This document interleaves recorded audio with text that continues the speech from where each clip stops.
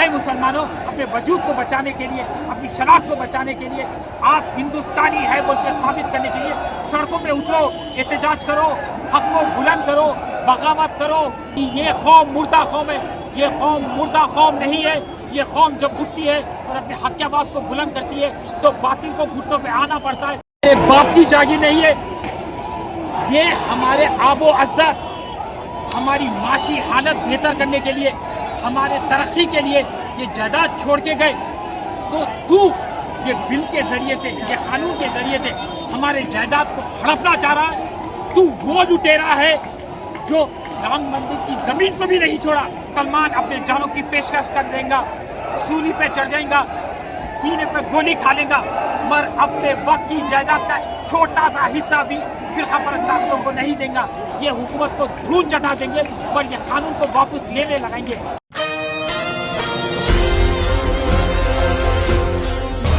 शहर हैदराबाद के टैंक बंड पर वक्फ तरमीमी बिल के खिलाफ बड़े पैमाने पर एहतजाज किया गया। दर्ज झील के अतराफ इंसानी सरों का भारी समंदर देखा गया। हैदराबाद के तारीखी टैंक बंड पर आज बतारीख 13 अप्रैल बरोज इतवार को वक्फ तरमीमी बिल के खिलाफ बड़े पैमाने पर एहतजाज मुनज़्ज़म किया गया। इस एहतजाज में न सिर्फ हैदराबाद बल्कि तेलंगाना के मुख्तलिफ अजला से ताल्लुक़ रखने वाले कांग्रेस के अक़लियती कायदीन, कारकुनान, उलमा, समाजी तंजीमों के नुमाइंदे, बड़ी तादाद में मुसलमान मर्द ख़वातीन की तादाद ने शिरकत की। टैंक बंड जो कि इंसानी सरों का समंदर नज़र आ रहा था। एहतजाजी रैली का मकसद मरकज़ी हुकूमत की जानिब से पेश करदा वक्फ तरमीमी बिल की मुखालिफत करना था, जिसे अक़लियतों के हुकूक़ और वक्फ जायदादों के तहफ़्फ़ुज़ के लिए ख़तरा करार दिया जा रहा है। एहतजाज के दौरान मुज़ाहिरीन ने हाथों में प्ले कार्ड्स और बैनर्स उठाए रखे थे, जिन पर वक्फ बोर्ड का तहफ़्फ़ुज़ करो, हमें हमारी जायदादें वापस दो, वक्फ तरमीमी बिल नामंजूर जैसे नारे दर्ज किए गए थे। मुक़र्रिरीन ने खिताब करते हुए कहा कि वक्फ इमलाक मुसलमानों की मजहबी व तालीमी फलाह के लिए वक्फ की गई थी और इस तरमीमी बिल के ज़रिए हुकूमत उन इमलाक पर बिलवास्ता कब्जा करना चाहती है। कांग्रेस के अक़लियती शोबे के कायदीन ने कहा कि वो इस बिल के खिलाफ कानूनी और अवामी सतह पर जद्दोजहद जारी रखेंगे और अगर ज़रूरत पड़ेगी तो रियासत गिर धरने और दिल्ली तक मार्च किया जाएगा। मुजाहिरीन ने यह भी मुतालबा किया कि रियासती हुकूमत इस बिल के खिलाफ मौक़िफ़ अख्तियार करे और मरकज़ी हुकूमत पर दबाव डाले कि वो अक़लियतों के जज्बात और आइनी हुकूक़ का एहतराम करे। पुरअमन अंदाज में मुनक़िद किए गए इस एहतजाज में पुलिस की भारी नफरी भी तैनात की गई ताकि किसी भी नाखुशगवार वाक़े को होने से टाला जा सके। आइए जानते हैं इस खुसूस में मुकम्मल तफसीलात। पेश है सीनियर रिपोर्टर शेख अहमद और अकबर अली खान की एशियन टीवी न्यूज़ चैनल के लिए यह खुसूसी रिपोर्ट। हम खामोश बैठने वाले नहीं है, क्योंकि ये दस्तूर पर हमला है, ये सेक्युलरिज्म पर हमला है, ये हिंदुस्तानियों पर हमला है। और मैं इस प्रेस के ज़रिए से मैं गुजारिश करता हूँ कि पूरे मुसलमानों से मैं गुजारिश करता हूँ, हिंदुओं से, सिख से, ईसाइयों से, दलितों से, कि आज हमारा दस्तूर ख़तरे में है। आज छुरी हम पर चल रही है, कल छुरी पलट के सिखों पे चलने वाली है, जैन पे चलने वाली है, आदिवासियों पे चलने वाली है। दूसरे जितने भी ये शहर के मुकामी है, मुल्क के मुकामी है, उनके ऊपर चलने वाली है। तो इसको हमें रोकना होगा, हमें मुनज़्ज़म होना होगा, हमें ऐसे एहतजाज सड़कों पे उतारना होगा जो एहतजाज को देखकर मरकज़ी हुकूमत परेशान हो जाए और ये काले खाने को वापस ले। और याद रखो, मुसलमान अपने जानों की पेशकश कर देगा, सूली पे चढ़ जाएगा, सीने पे गोली खा लेगा, मगर अपने वक्त की जायदाद का छोटा सा हिस्सा भी फिरका परस्तारों को नहीं देगा। हम आज उतरे हैं क्योंकि हम हिंदुस्तानी हैं। हम जो एहतजाज कर रहे हैं वो दस्तूर के दायरे में रह के एहतजाज कर रहे हैं। ये फिरका परस्त ताकतों का निशाना है, हमारे कब्रिस्तान, हमारे इबादत गाह, और अगर से हमारे इबादत गाहों पर निशाना तान रहा है तो मुसलमान खामोश कैसा रहेगा। मुसलमानों का वजूद इन इबादत गाहों से, मसाजिदों से, हमारी शनाख्त इन इबादत गाहों से है। अगर से इबादत गाह नहीं रहेंगे तो हमारा वजूद मिट जाएगा। ऐ मुसलमानों, अपने वजूद को बचाने के लिए, अपनी शनाख्त को बचाने के लिए, आप हिंदुस्तानी है बोल के साबित करने के लिए सड़कों पे उतरो, एहतजाज करो, हक को बुलंद करो, बगावत करो। अगर से आप बगावत नहीं करेंगे तो सोचेंगे ये फिरका पर ताकत है कि ये कौम मुर्दा कौम है, ये कौम मुर्दा कौम नहीं है। ये कौम जब उठती है और अपने हक की आवाज़ को बुलंद करती है तो बातिल को घुटनों पे आना पड़ता है और हम ये बातिल हुक्मरान को, ये हुकूमत को धूल चटा देंगे और ये कानून को वापस लेने लगाएंगे इंशाअल्लाह। खुदाफिज। जय। सर, आज का जो एहतजाज था, क्या लगता है आपको कामयाब हुआ क्या फिर और आपको आगे बढ़ना है? देखिए, हम एहतजाज मुनक्किद करें, कामयाब करना या न करना अल्लाह के हाथ में है। हमारा फ़र्ज़ है कि हम कलमे की बुनियाद पर, उसके बाद में हम हिंदुस्तान के मुकामी हैं, हम शहरी हैं, हमारे आबो अज़दाद का खून इस मट्टी में मिला हुआ है।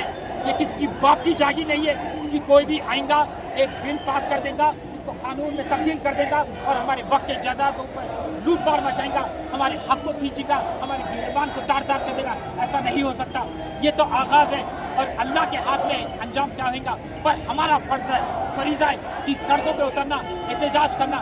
क्यों तो आज बात जब आ जाती है हमारी इबादत गाहों पर तो मुसलमान खामोश कैसा रहेगा? अरे फ़िरक़ा परस्त ताकत, तू कुछ भी कर ले, हमारे ईमान के बीच में आ नहीं सकती। और जब कलमे की बुनियाद पे मुसलमान सड़क पे उतर जाता तो उसको शहीद का मर्तबा हासिल होना बोल के ये हाजत लेके उतरता है। तू हमसे मुकाबला नहीं कर सकता। शायद तेरी तादाद होगी ज़्यादा, पर जंग बदर याद रख, हम सिर्फ 300 थे, तू फ़िरक़ा परस्त ताकतें और जो भी इस्लाम दुश्मन इस्लाम थे वो 1300 थे। पर हम मुकाबला करें बातिल से, हक या परचम हम लहराए, जीत हक की हुई। उसी तरीके से हिंदुस्तान में भी हम परचम लहराएंगे हक का, बातिल का बोलबाला हम कम करेंगे, उसको नाबूद करेंगे और हक के परचम को बुलंद करते हुए इस कानून को रद्द करने लगेंगे। मेरे बाप की जागी नहीं है, ये हमारे आबो अज़दाद हमारी माशी हालत बेहतर करने के लिए, हमारे तरक्की के लिए ये जायदाद छोड़ के गए। तो तू ये बिल के ज़रिए से, ये कानून के ज़रिए से हमारे जायदाद को हड़पना चाह रहा है। तू वो लुटेरा है जो राम मंदिर की ज़मीन को भी नहीं छोड़ा। तेरे लोग राम मंदिर की ज़मीन के ऊपर भी कब्जा करें। वाज़े तौर पर मैं ये कहना चाह रहा हूँ कि वहाँ की 2 करोड़ की ज़मीन रातों रात 18 करोड़ की हो गई और ये पूरी ज़मीन का 1600 करोड़ का घोटाला है।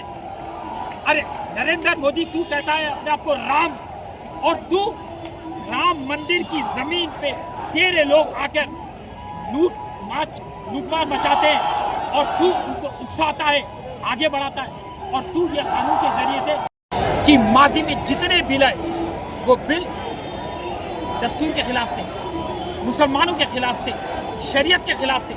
आप देखेंगे ट्रिपल तलाक, आप देखेंगे CA, अब ये वक्त अमेंडमेंट कानून। अस्सलाम वालेकुम। देखिए, यहाँ पे एक के बाद एक दुश्मनियों का सबूत दिया जा रहा है।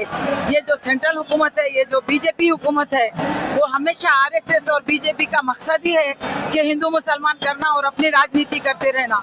और ये लोगों को और कुछ मुद्दे नहीं है। देश में इतने सारे मुद्दे हैं, लेकिन बिला वजह पहले तो पूरे हिंदुओं को भड़काया गया मुसलमानों के खिलाफ। अब हिंदू मुसलमान यही करना है उनको, क्योंकि और तो कुछ कर सकते नहीं और कुछ करने के लिए उनके पास है नहीं, उनके पास कोई भी लाए अमल नहीं है।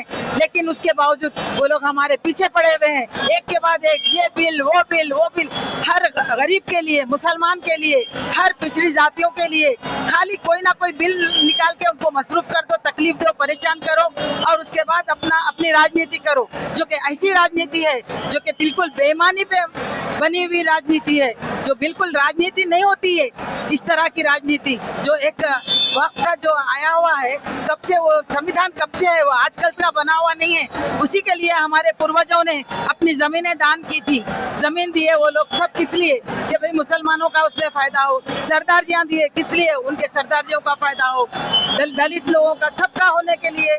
और बुद्धिस्ट के वैसा अगर सोचा गए तो फिर तेरा मेरा करके ये जमीन वो जमीन, आज जब देखते हैं कि जमीन प्राइम हो गई है तो उन लोगों को आज जमीन के ऊपर आया, आज वक्त की जमीनों के ऊपर नजर है, वक्त की हमारी जायदादों पे नजर है और हमारे जो वक्त के अधिकार हैं उनको हम पूरा मिटाने के पूरे इरादे चल रहे हैं उनके। हमको नहीं मिटा सकेंगे, वो उनमें इतना दम नहीं है। हमको मिटाए जमाने में दम नहीं, हमसे जमाना है, जमाने से हम नहीं। आज वक्त मिल के चर्चे में हम जो है पूरे कटरा हैदराबाद के लोग यहाँ जमा हुए हैं ताकि ये इनकलाब वक्त मिल कैंसिल करने के काबिल होगा। अगर हम इसके हामिल हैं तो वक्त मिल ज़रूर कैंसिल हो जाएगा। और हम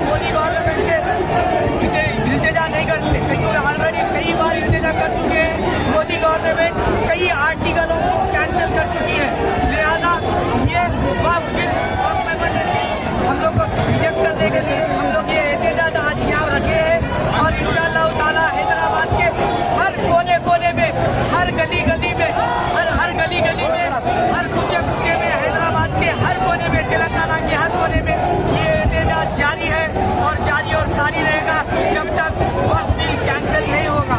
इंशाअल्लाह ये हिंदुस्तान के हर मुसलमान का आईन है, क्योंकि ये वक्फ बिल हमारा नहीं, हम मुसलमानों की जागीर है, अल्लाह ताला की मिल्कियत है।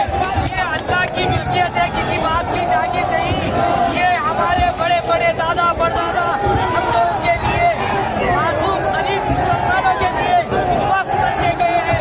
ये किसी के बाप की जागीर नहीं है, बीजेपी की जागीर है। ये वक्फ सिर्फ और सिर्फ अल्लाह की मिल्कियत है, इसका हक सिर्फ मुसलमानों के लिए है, मुसलमान गरीब उम्मत के लिए है।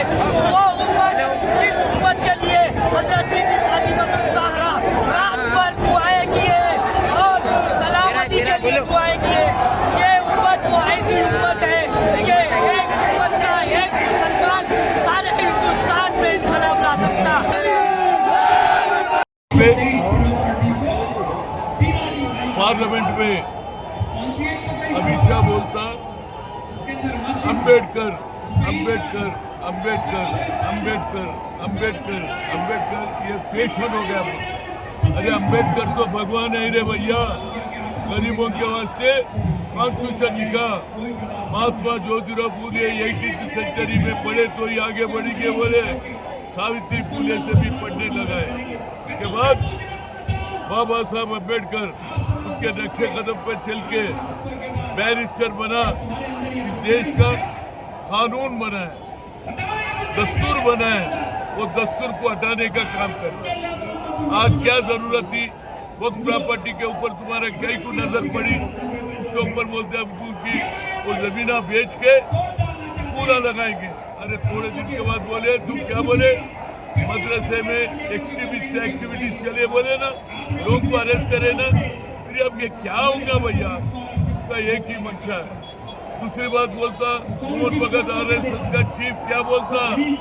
इस हिंदुस्तान की आजादी, अयोध्या का राम मंदिर बनने के बाद आजादी मिला बोलता है। इससे झूठ बोलने वाले को मैंने देखा। 7 साल की ये खवातीन को, नौजवान को पूछे तो आजादी कब मिला? 1947 अगस्त बोलते, उसको भी लोगों में भटकाने का काम करते। अब ये समय आ गया भाई, देश में आज जो कानून बनाने के वास्ते रात के 12:30 बजे असम पार्लियामेंट में पास होता और राज्यसभा में रात के 2:30 बजे पास होता, ये कब तक चलेगा? ये वक्त बिल वापस जब तक वापस नहीं लेंगे, ये लड़ते रहेंगे। मैं ममता बनर्जी को मैं शुक्रिया अदा करता हूँ। ममता बोली हम ये कानून लागू नहीं करेंगे, तो उसी जैसा मैं रेवंत रेड्डी से मेरी गुजारिश है, रेवंत रेड्डी जी, आज राहुल गांधी का कन्याकुमारी से कश्मीर चलने के बाद इस देश में कैस्ट वाइज सेंसस बोले, एक्सरे बोले और जितना हिस्सेदारी उतनी भागीदारी बोले, तो मैं चाहता हूँ ये भी बिल आप लागू नहीं करना चाहिए। क्या करता देखेंगे देश में। मैं समझता हूँ 3 दिन में इतना अंगार लग गया।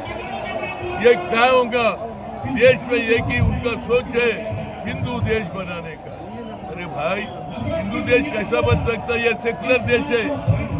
आजादी में हिंदू, मुसलमान, सिख, ईसाई, पारसी सभी लोग लड़े। आज तुम एक नया कानून लाके मुसलमानों को अलग करके हिंदुस्तान में हिंदू देश बनाना चाहते हैं। ये हिंदू देश कभी नहीं बनेगा। ये सेकुलर देश है। हिंदू, मुसलमान, सिख, ईसाई सभी लोग एकजुट से रहते हैं। उनको वोटों के खातिर इस देश को बंटवारा करना चाह रहे, वही राहुल गांधी देश को जोड़ना चाह रहे। नफरत छोड़ो, प्रेम बढ़ाओ। तो इसी वजह से मैं मुसलमान भाइयों से बोल रहा हूँ, कोई डरना नहीं है भैया, आपके साथ है हम भी। जैसा आज़ादी में जो हमारे बुजुर्ग लोग, सीनियर लोग देश के आज़ादी के वास्ते लड़े, आज वक्त प्रॉपर्टी के वास्ते बिल वापस लेने के साथ हम आपके साथ हैं। जब तक ये बिल वापस ले जाएगा हम लड़ते रहेंगे, कुर्बानी देने को भी हम तैयार हैं। ये हिंदू देश नहीं हो सकता, सेक्युलर देश है।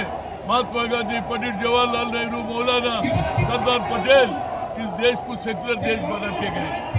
जो फंडामेंटल देश है पाकिस्तान बन गया, जाने वाले गए। यहाँ है तो हिंदू मुसलमान सिख ईसाई भाईचारा से रहते। रमजान आए तो हम उनके फेस्टिवल में जाते, दशहरा आए तो हमारे फेस्टिवल में आते, भाईचारा था। तो इसी वजह से कोई वो पीस कन्वीनर के नाते, भूतपूर्व पीसीसी प्रेसिडेंट, भूतपूर्व यूथ कांग्रेस प्रेसिडेंट के नाते देश में हर आदमी मिल के रहना चाहिए। इंदिरा गांधी इस देश का कुर्बानी दी, राजीव गांधी देश का कुर्बानी दी, तो ये कुर्बानी का पार्टी है, ये कुर्बानी देने को तैयार है। मुसलमानों को अलग करने का काम मत करो, तुम्हारी दादाशाही नहीं चलेगा, तुम्हारी कुर्सी जाएगा। अब तो भी संभल के अमित शाह, अब तो भी तो अपॉलॉजी बोल।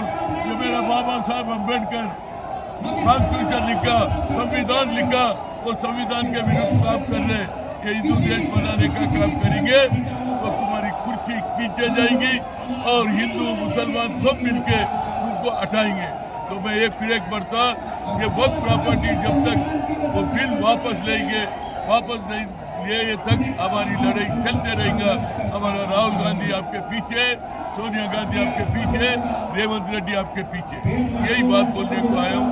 और जब तक ये यहाँ पर माहौल देखो, 3 दिन में कितना गड़बड़ हो रहा भाई, बोलो।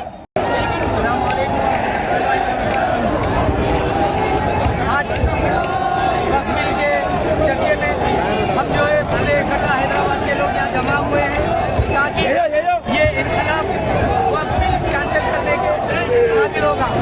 अगर हम इसके हामिल हैं तो वक्त मिल ज़रूर कैंसिल हो जाएगा और हम मोदी गवर्नमेंट से इल्तिजा नहीं कर सकते, क्योंकि ऑलरेडी कई बार इल्तिजा कर चुके हैं। मोदी गवर्नमेंट